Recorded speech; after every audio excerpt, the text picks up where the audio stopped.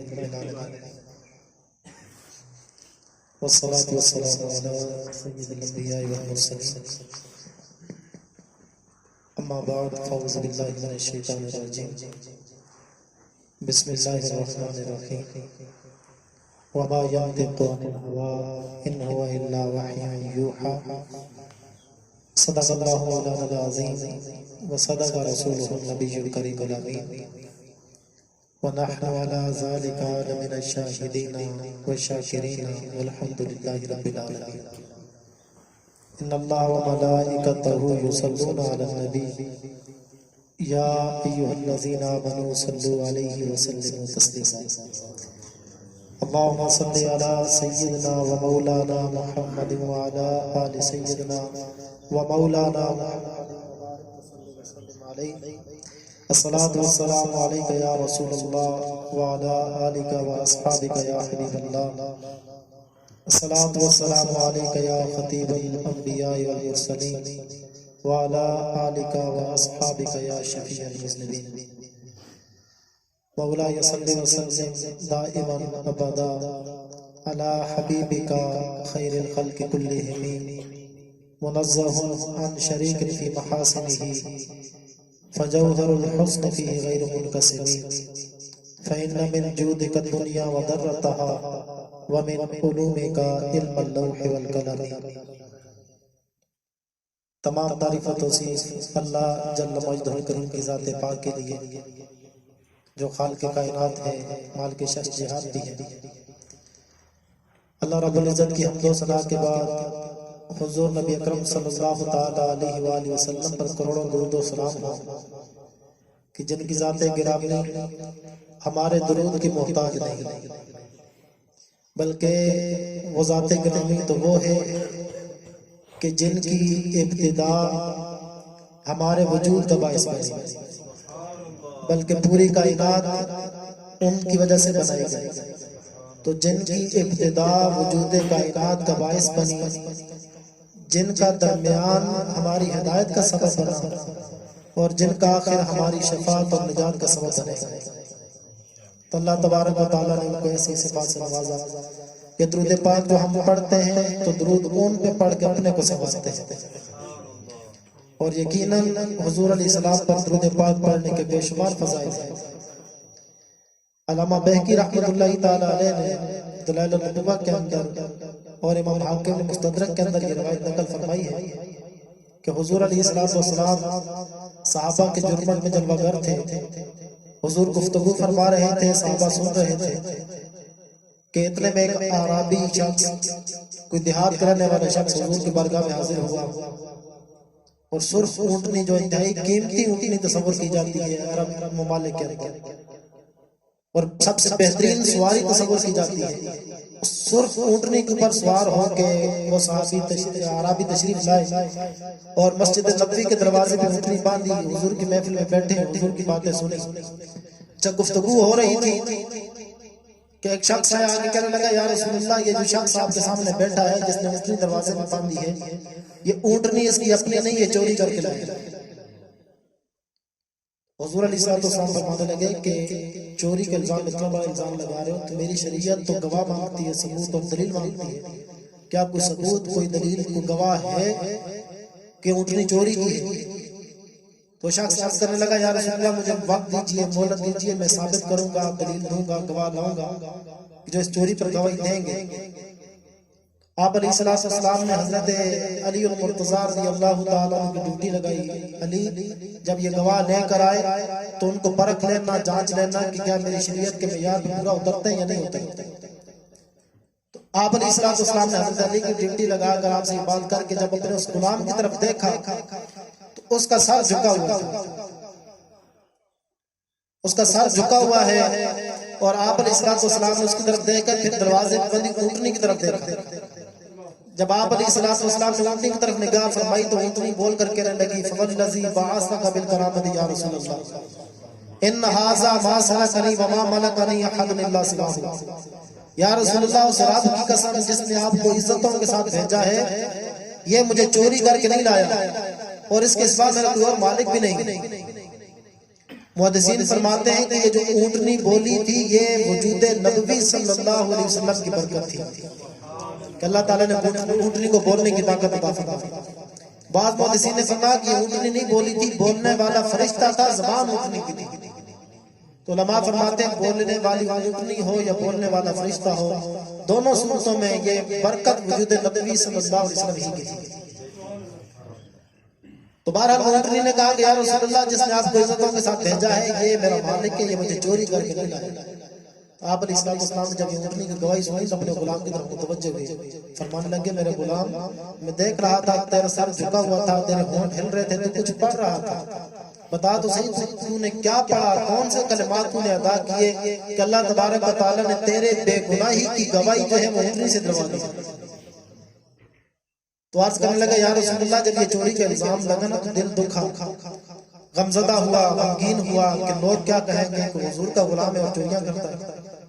بیٹھتا حضور کی محفل میں ہے، حضور کی باتیں بھی سنتا ہے اور ایسی حرکتیں بھی کرتا ہے. تو یا رسول اللہ یہ دل دکھا، غمگین ہوا، اللہ تبارک و تعالیٰ کی بارگاہ میں عرض کی، پہلے اللہ کی حمد کی، احمد اللہ و اثنا علیہ و اصلی علیہ. یا رسول اللہ اللہ کی حمد کی، اس کی ثنا بیان کی، پھر آپ پہ درود پڑھا اور درود پڑھ کر اللہ سے دعا کی مالک تیرا بندہ رسوا ہونے لگا ہے، اپنے بندے کو رسوائی سے بچا لے. عرض کی یا رسول اللہ آپ پہ درود پڑھ کر رب سے یہ دعا کی تھی، رب تبارک و تعالیٰ نے اونٹنی سے گواہی دلوا دی. تو آپ علیہ السلام فرمانے لگے میرے غلام فاکثر الصلاۃ علیہ، مجھ پر درود کثرت سے پڑھتا رہا کر، جس طرح رب نے دنیا میں عزتیں رکھی ہیں کل قیامت میں بھی عزتیں رکھے گا. محبت سے درود پاک پڑھیے، الصلاۃ والسلام علیکم یا رسول اللہ وعلی آلہ وصحبہ یا حبیب اللہ، الصلاۃ والسلام علیکم یا رحمۃ للعالمین وعلی آلہ وصحبہ یا سیدی یا شفیع المسلمین. شاید صاحب کے گھر میں محفل میلاد کے سلسلے میں دور و نزدیک سے اس سردی کے موسم میں ہم یہاں پر اکٹھے ہوئے ہیں حضور علیہ السلام کا ذکر خیر کرنے کے لیے اور آپ کا ذکر نور سننے کے لیے. اللہ تبارک و تعالیٰ ہمارے یہاں پر جمع ہونا اپنی بارگاہ میں قبول فرمائے. تو یاد رکھیے کہ یہ حضور علیہ السلام کی مدح و ستائش، آپ کا یہ ذکر خیر، آپ کی یہ تعریف و توصیف، یہ محض ذوق کی آبیاری یا قلب کی تسکین کے لیے نہیں، بلکہ یہ ایک مذہبی اور دینی فریضہ ہے جو ہمارے اوپر لازم ہے. ابن تیمیہ جیسے شخص نے بھی اپنی کتاب اسرار المسلول کے اندر لکھا ہے کہ حضور علیہ السلام کا ذکر خیر کرنا یہ دین کا قیام ہے. آپ کی تعظیم و توقیر، آپ کی محبت اور آپ کا ذکر خیر کہ جس سے سننے والوں کے دل میں حضور کی محبت پیدا ہو، فرمایا کہ یہ دین کا اہم فریضہ اور ایسی محافل کا قیام گویا کہ دین کا قیام ہے. اور جس نے اس کو ترک کر دیا گویا کہ اس نے دین کا ایک حصہ چھوڑ دیا. تو اس دینی مذہبی فریضے کے قیام کے لیے یہ حضور علیہ السلام کی میلاد کی محافل، آپ کے ذکر خیر اور ذکر نور کی محافل سجائی جاتی ہے. اور یہ کوئی صدی دو صدی کی بات نہیں کہ ادھر ہندوستان یا پاکستان کے اندر آگے یہ کام شروع ہوا ہو، بلکہ یہ صحابہ کرام رضوان اللہ تعالی علیہم اجمعین کا محبوب مشغلہ تھا حضور علیہ السلام کا ذکر خیر کرنا. تو پھر حضور علیہ السلام بھی آپ کے زمانے میں جو حضور کی مدح و ستائش کرتا، آپ علیہ السلام بھی کبھی دعاؤں سے نوازتے، کبھی تحفے تحائف عطا فرماتے. حضرت نابغہ جودی رضی اللہ تعالیٰ عنہ حضور کے ایک صحابی ہیں، شاعر صحابی ہیں. حضور علیہ السلام کی بارگاہ میں حاضر ہوتے ہیں. حضور علیہ السلام فرماتے ہیں نابغہ میری شان میں کوئی شعر پڑھو. حضرت نابغہ ایک شعر پڑھتے ہیں. حضور فرماتے ہیں نابغہ ایک اور پڑھو. حضرت نابغہ دوسرا شعر پڑھتے ہیں. حضور فرماتے ہیں نابغہ ایک اور پڑھو. اب نابغہ پڑھتے جا رہے ہیں، حضور فرماتے جا رہے ہیں نابغہ اور پڑھو. حضرت نابغہ نے 10 پڑھے، 20 پڑھے، حتیٰ کہ 200 اشعار حضور کی شان میں پڑھ دیے. 200 اشعار جب حضور کی شان میں پڑھے نا تو حضور نے فرمایا کہ نابغہ لا یفضل اللہ فاقا، تو نے جس منہ سے میری شعر پڑھے، میری نعت پڑھی ہے، اللہ اس منہ کی مور کو نہ توڑے. حضرت ابن اسامہ فرماتے ہیں میں نے نابغہ جودی رضی اللہ تعالیٰ عنہ کو عمر کے اس حصے میں دیکھا جب منہ میں ایک دانت نہیں رہتا. اس عمر میں بھی نابغہ جودی کے دانت اس طرح چمکتے تھے جس طرح اولے چمکتے تھے. اور میں نے پوچھا نابغہ اس عمر میں تو دانت ایک نہیں رہتا، آپ کے دانت اس طرح جوانوں کی طرح. اور لوگ کی طرح چمک رہے، اس کی کیا وجہ ہے؟ تو نابغہ جودی زبان حال سے پکار کر کہنے لگے حضور کی نعت پڑھی تھی، حضور نے نواز دیا، حضور کا ذکر کیا تھا، حضور علیہ السلام نے نوازا ہے کہ اللہ تبارک و تعالیٰ نے میرے دانتوں کو سلامت رکھ کر حضور کی دعا کو پورا فرمایا۔ حضرت کعب بن زہیر رضی اللہ تعالیٰ عنہ، بڑا مشہور و معروف قصیدہ ہے ان کا، بان السواد، ایک عرصے تک مدارس اسلامیہ کے اندر بطور نصاب کے کورس کے پڑھایا جاتا ہے، اور یہ حضور علیہ السلام کی شان میں جب آپ نے یہ قصیدہ لکھا تھا کعب بن زہیر رضی اللہ تعالیٰ عنہ، تو حضور نے اپنی چادر جو تھی وہ تحفے میں عطا فرمائی۔ اور ویسے یہ کعب بن زہیر ان اشخاص میں سے ہیں جن کے قتل کا آرڈر حضور علیہ السلام نے خود دیا تھا۔ آپ جانتے ہیں کہ جب مکہ فتح ہوا تو ایک عام معافی کا اعلان ہوا تھا، حضور علیہ السلام نے فرمایا تھا جو حسین حرم میں چلا جائے اس کے لیے بھی معافی ہے، جو ابو سفیان کے گھر چلا جائے اس کے لیے بھی معافی ہے، جو ہتھیار پھینک دے اس کے لیے بھی معافی ہے، جو امن مانگ لے اس کے لیے بھی معافی ہے، جو گھر کا دروازہ بند کر لے اس کے لیے بھی معافی ہے۔ لیکن کچھ لوگ ایسے تھے جن کے بارے میں حضور نے فرمایا تھا کہ اگر یہ کعبے کے پردوں سے لپٹے ہوئے ملے پھر بھی ان کو قتل کر دیں۔ ان میں ایک نام یہ کعب بن زہیر ہے۔ یہ کعب بن زہیر جب اسلام قبول نہیں کیا تھا تو حضور علیہ السلام کی مذمت میں معاذ اللہ یہ ہجویہ اشعار کہا کرتے تھے، شعروں کی صورت میں حضور کی برائی بیان کیا کرتے تھے، معاذ اللہ حضور کی گستاخی کیا کرتے تھے۔ جب مکہ فتح ہوا تو حضور علیہ السلام نے فرمایا من لقی کعب بن زہیر فلیقتلہ، فرمایا کعب بن زہیر جس کو ملے وہ اس کو قتل کر دے۔ اب مکہ تو فتح ہو گیا، تو اب کعب بن زہیر کو پتہ چل گیا کہ میرے قتل کا آرڈر جاری ہو گئے ہیں، تو کعب بن زہیر بھاگ گیا، چھپ گئے، روپوش ہو گئے۔ تو بھائی نے کسی طریقے سے پیغام بھجوایا، فرمایا کعب کب تک حضور کی نظروں سے چھپے رہو گے، کب تک چھپو گے؟ حضور کے غلام تمہیں پاتال سے بھی نکال لائیں گے، معافی کی ایک کی صورت ہے حضور کی بارگاہ میں آؤ، معافی مانگو، حضور نے معاف کر دیا تو صحابہ بھی معاف کر دیا، حضور نے معاف نہیں کیا تو یہ صحابی معاف نہیں کریں گے۔ گستاخی حضور کی ہے، حضور سے آ کے معافی مانگی۔ تو سردیوں کا موسم تھا، تاریک راتیں تھیں، حضور علیہ السلام عشاء کی نماز پڑھا چکے ہیں، صحابہ گھروں کو جا چکے ہیں۔ کعب بن زہیر رضی اللہ تعالیٰ عنہ جو اس وقت صرف کعب بن زہیر ہی تھے، رضی اللہ عنہ کے لقب سے ملقب نہیں ہوئے تھے، تو یہ اپنے سردیوں کی راتیں ہیں، تاریک راتیں، گہری راتیں، منہ کے اوپر چادر لپیٹی اور اندھیرے کے اندر مسجد نبوی میں آتے ہیں۔ حضور علیہ السلام مسجد نبوی میں تشریف فرما تھے، آ کے حضور کے گھٹنوں کے ساتھ گھٹنے ملا کے بیٹھے اور آ کے عرض کرتے ہیں یا رسول اللہ آپ نے یہ فرمایا کہ من لقی کعب بن زہیر فلیقتلہ، کہ کعب بن زہیر کو قتل کر دیا جائے جس کو ملے۔ تو یا رسول اللہ آپ اگر کعب بن زہیر کو گریبان سے پکڑ کر، گدی سے پکڑ کر، گردن سے پکڑ کر آپ کے پاس آئیں اور کعب بن زہیر آپ سے معافی مانگے تو کیا آپ اسے معاف کر دیں گے؟ تو حضور علیہ السلام مسکرا کر کہنے لگے کعب آ ہی گئے ہو پھر کس معافی کی بات کرتے ہو؟ کعب آ ہی گئے ہو تو پھر کس معافی کی بات کرتے ہو؟ کہا کہ جا تجھے معاف کیا۔ حضور علیہ السلام کو معافی کا انداز بڑا پسند آیا، آپ نے فرمایا کہ جا کعب تجھے معاف کیا۔ حضور علیہ السلام نے کعب کو معاف کر دیا تو کعب بن زہیر کہنے لگے یا رسول اللہ یوں نہیں، کافر تھا تو آپ کی مذمت کیا کرتا تھا، برائی کیا کرتا تھا، آج اسلام قبول کیا ہے تو کفارہ ادا کرنا چاہتا ہے، آج آپ کی شان میں کوئی شعر پڑھنا چاہتا ہوں، قصیدہ پڑھنا چاہتا ہوں۔ تو کہا حضور علیہ السلام فرماتے ہیں کہ اچھا پھر یوں نہیں، جب برائی لوگوں کے سامنے ہوتی تھی تو پھر شان لوگوں کے سامنے ہونی چاہیے، جب برائی لوگوں کے سامنے کرتے تھے تو آج میری شان میں قصیدہ پڑھنا چاہتا تو پھر لوگوں کے سامنے بیان کرو۔ کہا بلال کو، کہا بلال مدینے کی گلیوں میں ندا دو، سارے لوگ مسجد میں واپس آئیں، لوگ عشاء کی نمازیں پڑھ کے گھروں کو جا چکے ہیں، اعلان ہوتا ہے مدینے کی گلیوں میں سارے لوگ مسجد نبوی میں جمع ہوتے ہیں۔ حضور علیہ السلام ممبر لگاتے ہیں، ممبر لگا کے کعب بن زہیر کو کہتے ہیں کعب اب ممبر پہ بیٹھو، اب بیان کرو، شان بیان کرو۔ تو اس وقت حضرت کعب بن زہیر نے یہ قصیدہ بان السواد، یہ قصیدہ جو کئی سو اشعار پر مشتمل تھا، حضور علیہ السلام کی شان میں پڑھا۔ اس کے اندر ایک شعر تھا اتیت عند رسول اللہ معتذرا والعذر عند رسول اللہ مقبول،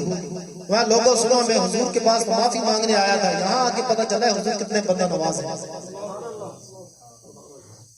تو حضور علیہ السلام اللہ تبارک و تعالیٰ کی ہندی تلوار، یہ حضور علیہ السلام کی شان میں ایک شعر پڑا نور یستضاء بہ المہند، کہ حضور ایسا نور ہے جس سے پورا زمانہ چمک رہا ہے۔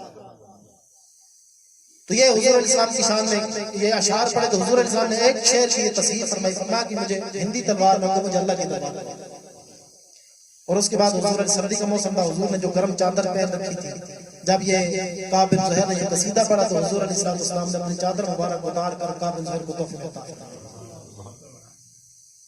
تو کیسے بندہ نواز ہے، معافی مانگنے کے لیے وہ آئے چادریں حضور عطا فرما، کیوں عطا فرما رہے ہیں؟ حضور علیہ السلام کا ذکر خیر جو آج ہم بیٹھ کے کرتے ہیں، تو یقیناً ان کو چادریں اور دعائیں ملی تھی، ہمیں ضرور حضور علیہ السلام کے ذکر کی برکتیں نصیب ہوں اور اللہ تبارک و تعالیٰ عطا فرمائے۔ اس طرح حضرت حسان بن ثابت رضی اللہ تعالیٰ کا نام مبارک آپ نے بارہا سنا ہوگا۔ آپ علیہ السلام آپ رضی اللہ تعالیٰ بالخصوص درباری شاعر کے نام سے مشہور، دربار رسالت کے شاعر کے نام سے مشہور۔ یہ بات یاد رکھیں کہ یہ صرف حضرت حسان بن ثابت رضی اللہ تعالیٰ عنہ ہی درباری شاعر نہیں تھے، بلکہ صحابہ کرام میں سے 33 یا 36 افراد ایسے تھے جن کی باقاعدہ یہ ڈیوٹی ہوتی تھی جو حضور علیہ السلام کی شان میں قصیدے پڑھا کرتے تھے، حضور علیہ السلام کی شان بیان کیا کرتے تھے۔ حضرت حسان بن ثابت رضی اللہ تعالیٰ آپ کے جب آپ کے لیے حضور علیہ السلام مسجد نبوی کے سینے میں منبر بچھاتے اور حضرت حسان بن ثابت رضی اللہ تعالیٰ عنہ حضور کی شان بیان کر رہے ہوتے اور حضور علیہ السلام نیچے حسان کے لیے دعائیں کر رہے ہوتے، اللہم ایدہ بروح القدس، مالک یہ میری شان بیان کر رہے تو روح الامین کے ساتھ روح القدس کا تذکر تائید اس کی مدد فرما۔ تو یہ حضور علیہ السلام کی میلاد کی محافل سجانا، آپ کے ذکر خیر کی محافل سجانا، یہ حضور علیہ السلام کو بھی انتہائی محبوب ہے۔ اور یہ جو ہم محفل سجا کے بیٹھے ہیں، اللہ تبارک و تعالی ہمیں حضور علیہ السلام کے ذکر کی برکتیں نصیب فرمائے۔ آیت کریمہ جو آپ کے سامنے پڑھی تھی یہ ذکر رسول کے حوالے سے، آپ علیہ السلام کے نورانی کلمات کے حوالے سے آیت تھی۔ اللہ تعالیٰ نے فرمایا کہ میرا محبوب وہی بولتا ہے جو اس کی طرف نہیں کیا جاتا۔ حضرت عبداللہ بن عمر بن عاص رضی اللہ تعالیٰ حضور کے ایک صحابی ہیں، آپ کی عادت یہ تھی کہ حضور علیہ السلام جب کچھ بول رہے ہوتے تھے، گفتگو فرما رہے ہوتے تو حضرت عبداللہ بن عمر بن عاص رضی اللہ تعالیٰ وہ ساتھ ساتھ کاپی کے اوپر لکھ رہے ہوتے، سب کچھ لکھتے ساتھ ساتھ۔ صحابہ کرام نے فرمایا، بزرگ صحابہ جو تھے انہوں نے کہا کہ عبداللہ ہر بات ہی لکھ لیتے ہو، حضور کبھی مذاق میں ہوتے ہیں، کبھی غضب میں ہوتے ہیں، کبھی جلال میں ہوتے ہیں، اور کبھی تعلیم کے حوالے سے، تربیت کے حوالے سے کچھ مدنی پھول ارشاد فرماتے ہیں، تم ہر بات ہی لکھ لیتے ہو، آنے والے فرق نہیں کر پائیں گے کہ یہ بات عذرائے مذاق کہی گئی تھی یا جلال کے طور پر کہی گئی تھی یا تربیت کے لیے کہی گئی۔ تو ہر بات نہ لکھا کرو، جو بات حضور علیہ السلام تعلیم اور تربیت کے لیے فرمائی سب وہ بات لکھا کرو، تم ہر بات ہی لکھ لیتے ہو۔ اچھا، اگلے دن حضور علیہ السلام گفتگو فرما رہے ہیں، بار بار نگاہ عبداللہ بن عمر بن عاص کے ہاتھ کی طرف جاتی ہے، آج نہ ہاتھ میں قلم ہے نہ کاغذ ہے، آج بیٹھے ہیں نگاہ جھکی ہوئی ہے۔ تو حضور علیہ السلام دیکھتے رہے، تو فرمایا عبداللہ آج لکھ نہیں رہے۔ تو عبداللہ بن عمر بن عاص عرض کرتے ہیں، یا رسول اللہ لکھتا تھا، چاہت بھی ہے، لیکن بزرگ صحابہ فرماتے ہیں کہ ہر بات نہ لکھا کرو، کہ کبھی حضور مذاق فرما رہے ہوتے ہیں، کبھی جلال میں ہوتے ہیں، تم ہر بات لکھ لیتے ہو، آنے والے فرق نہیں کر پائیں گے کہ یہ بات تعلیم و تربیت کے لیے تھی یا مذاق کے طور پر تھی۔ تو حضور علیہ السلام نے اپنی انگلی سے اپنے منہ کی طرف اشارہ کیا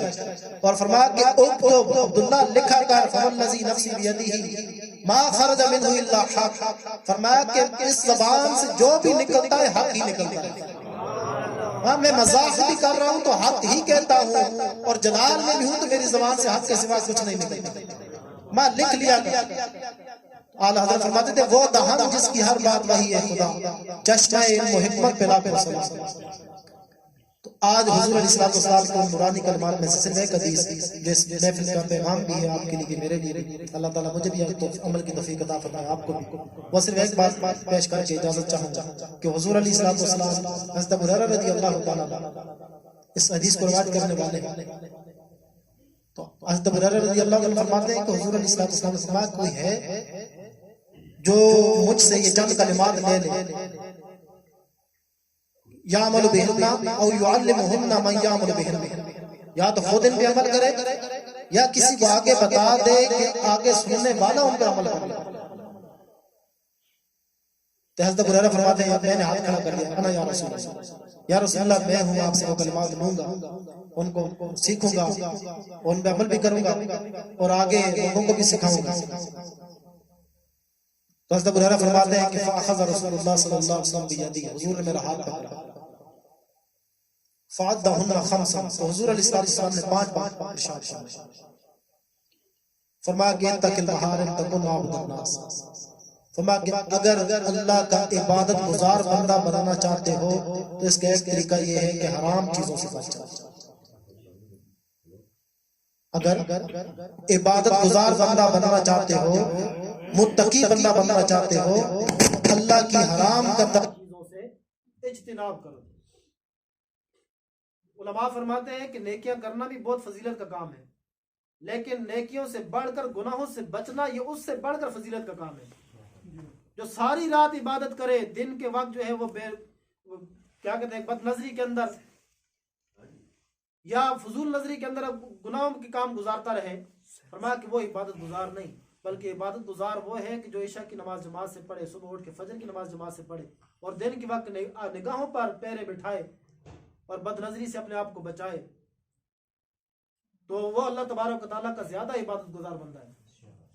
نیکیاں کرنا بڑی فضیلت کا کام، لیکن گناہ سے بچنا اس سے بڑی فضیلت کا کام۔ تو حضور نے فرمایا کہ اگر اللہ کا عبادت گزار بندہ بننا چاہتے ہو تو پھر اس کا طریقہ یہ ہے کہ محارم سے، اللہ کی حرام کردہ چیزوں سے بچ جاؤ۔ اور دوسرا فرمایا کہ وَرْضَ بِمَا قَسَّمَ اللَّهُ لَكَ تَكُنْ أَغْنَى النَّاسِ، اگر غنی بننا چاہتے ہو تو اللہ کی تقسیم پر راضی ہو جاؤ۔ اللہ تبارک و تعالیٰ نے جو تمہارے نصیب کے اندر لکھ دیا ہے اس پہ راضی ہو جاؤ، اللہ تمہیں سب سے غنی کر دے۔ اور فرمایا کہ غنا یہ مال و دولت کا غنا نہیں، غنا اصل دل کا غنا ہوتا ہے۔ کئی افراد آپ نے ایسے دیکھے ہوں گے کہ جو کروڑوں کا بینک بیلنس ہوتا ہے، لیکن پھر بھی کبھی ادھر سے ادھار اٹھا رہے، کبھی ادھر سے ادھار اٹھا رہے، ادھر سے لے کے اس کو دے دیا، ادھر سے لے کے اس کو دے دیا، یوں سرکل چل رہا ہوتا ہے، لیکن اپنے جو پیسے وہ وہی پڑے ہوئے ہیں، ان کو ہاتھ ہی لگ رہے کہیں کم نہ ہو جائیں۔ یہ غنا تو نہیں نا، غنا تو یہ ہے کہ دل کا غنا ہے جی، جو اللہ نے دیا ہے اس پہ راضی ہو جائے انسان۔ اور تیسرا فرمایا وَأَحْسِنْ إِلَىٰ جَارِكَ تَكُنْ مُؤْمِنًا، اگر سچے مومن بننا چاہتے ہو تو اپنے پڑوسی کے ساتھ حسن سلوک کرو۔ ارے لوگ باہر تو نیکوکار تو کہہ دیتے، سارے نیک کہہ دیتے ہیں، حقیقی نیک تو وہ ہے گھر والے نیک کہیں، مالدار نیک کہیں، کہ جن کے ساتھ انسان کو صبح شام اٹھنا بیٹھنا، جن کے ساتھ واسطہ پڑتا ہے، وہ اگر آپ کے حسن سلوک کے قائل ہیں، مطلب یہ ہے کہ آپ سچے مومن ہیں۔ وَأَحْسِنْ إِلَىٰ جَارِكَ تَكُنْ مُؤْمِنًا، اپنے پڑوسی کے ساتھ حسن سلوک کرو۔ کبھی نالی کی وجہ سے لڑائی جھگڑا ہو جائے گا، تمہارے گھر کی طرف سے آج نالی بند ہوگی، گلی کے اندر گند ہو گئے، یہ تم نے آج گھر کے سامنے جھاڑو نہیں لگایا، جھاڑو لگا کے سارا گھر ہمارے گھر کے سامنے پھینک دیا، آج تمہارے بچے نے میرے بچے کو مار دیا، آج تمہارے بچے نے یوں کر دیا، آج تمہارے گھر میں ٹھک ٹھک زیادہ ہو رہی تھی جی، ہم سے سویا نہیں کیا۔ اس طرح کے معاملات پڑوسی میں بہت زیادہ ہوتے ہیں۔ فرمایا کہ وقت سے ملا جا رہا ہے، چھوٹی چھوٹی باتوں کو اگنور کرو، اپنے پڑوسی کے ساتھ حسن سلوک کرو، تکون مومنا، تم سچے مومن۔ اور چوتھی بات حضور علیہ السلام نے فرمائی کہ جو اپنے لیے پسند کرتے ہو وہی اپنے مسلمان بھائی کے لیے پسند کرو، تم سچے مسلمان بن جاؤ۔ اچھا، ویسے مومن اور مسلم کے اندر کوئی فرق نہیں، اہل اسلام کا عقیدہ یہی ہے کہ مومن جو مومن ہے وہی مسلمان ہے، جو مسلمان ہے وہی مومن۔ اسلام اور ایمان میں کوئی فرق نہیں۔ یہ بد عقیدہ لوگوں کے نزدیک اسلام اور ایمان کے اندر فرق کیا گیا ہے، اہل سنت کے نزدیک مومن اور مسلمان میں کوئی فرق نہیں۔ فرمایا کہ جس طرح پیٹ اور پیٹھ ایک دوسرے کے لیے ضروری ہے، اس طرح ایمان اور اسلام ایک دوسرے کے لیے ضروری ہے۔ پیٹھ کے بغیر پیٹ نہیں ہوتا، پیٹ کے بغیر پیٹھ نہیں ہوتی۔ جس طرح ایمان کے بغیر اسلام نہیں اور اسلام کے بغیر ایمان نہیں۔ لیکن صرف لغوی اعتبار سے، معنی کے اعتبار سے بعض علماء نے یہ فرق کیا کہ باطنی جو ایمان کا تعلق باطن کے ساتھ ہے اور اسلام کا تعلق ظاہر کے ساتھ ہے۔ تو حضور نے فرمایا اپنے پڑوسی کے ساتھ حسن سلوک کرو، تم مومن ہو جاؤ گے، تمہارے باطن کے اندر ایمان داخل ہو جائے گا۔ اپنی پڑوسی کی ایذا پر صبر کرو گے، تمہارے باطن کے اندر ایمان داخل ہو جائے گا۔ اور فرمایا کہ جو اپنے لیے پسند کرتے ہو وہ اپنے مسلمان بھائی کے لیے پسند کرو، تمہارا ظاہر بھی مسلمان ہونا چاہیے۔ اور آخری بات جو حضور علیہ السلام نے ارشاد فرمایا وَلَا تُكْثِرِ الضَّحْكَ فَإِنَّ كَثْرَةَ الضَّحْكِ تُمِيتُ الْقَلْبَ، فرمایا کہ کثرت سے ہنسنے سے بچو کہ زیادہ ہنسنا یہ دلوں کو مردہ کر دیتا ہے۔ زیادہ ہنسنے سے بچو کہ زیادہ ہنسنا دلوں کو مردہ کر دیتا ہے۔ اللہ تبارک و تعالی حضور کے نورانی کلمات کی برکت مجھے بھی عطا فرمائے اور آپ کی عطا فرمائے۔ وآخر دعوانا الحمدللہ رب العالمین۔